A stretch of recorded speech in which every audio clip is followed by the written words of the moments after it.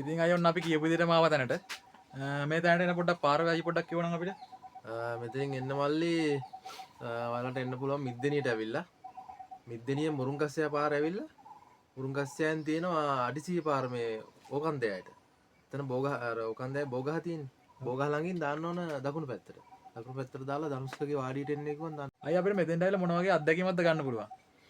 මෙතෙන්ට ඇවිල්ලා මල්ලි ඉතින් මේක ඉතින් අර එච්චරම සුවපහසු නෑ කියන ගැමි ජීවිතේනේ. ගැමි ජීවිතේනේ තියෙන්නේ මෙතන.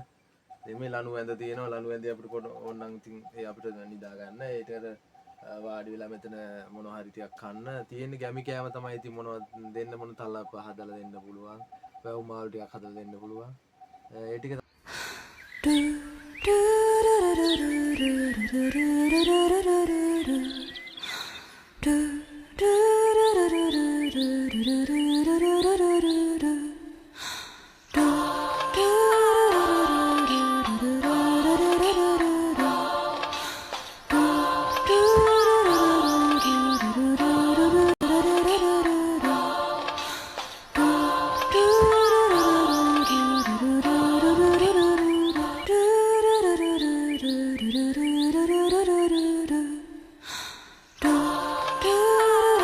කලාතුරකින් විතරක් දකින්න ලැබෙන ලස්සන දෙයක් පෙන්වන්න යන කතා කරනවා අපි ගිහිල්ලා බලමු මොකද්ද කියලා.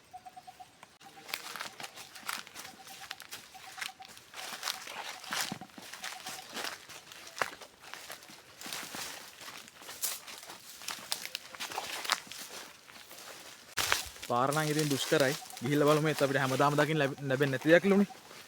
බලමු මොකද්ද කියලා ඉස්සරහට අපිට පෙන්න.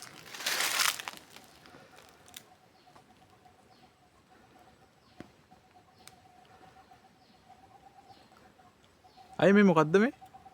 මේක තමයි මල්ලි දෙබරු කූඩුව.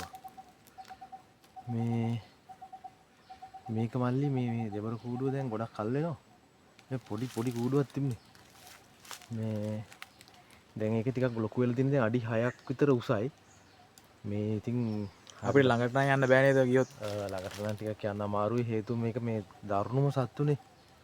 මේ සත්තු කියන්නේ ඉතින් ඇවිස්සුනොත් එහෙම ඉතින් ලොකු මේ වගේ තැන් බලන්න ගියට කමක් නැහැ හැබැයි පරිස්සමෙන්. මම හිතුවේ නෑනේ එනවා එයි කියලා මේ කියන්නේ සනිකව ආපු දෙයක් නේ. ඉතින් ඒකින්ද මේ මට මේ පඩිනු කල්ලක් නම් මම තැම්බුවා. දැන් මේකවත් තමයි ගන්න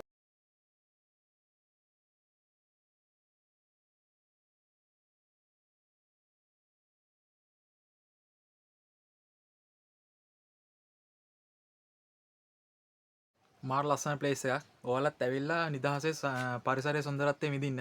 හැබැයි මේ තැන් විනාශ කරන්න නම් එපා. එහෙනම් යාළුවනේ ඊළඟ පාර අපිට ධනුෂ්ක අයියා වැවෙන් අල්ලපු මාළුත් එක්ක කුරහන් තලපයක් රස විඳින්න දෙනවා කියලා කියනවා. බලමු ඉතින් ඒ අත්දැකීම ඉස්සරහට.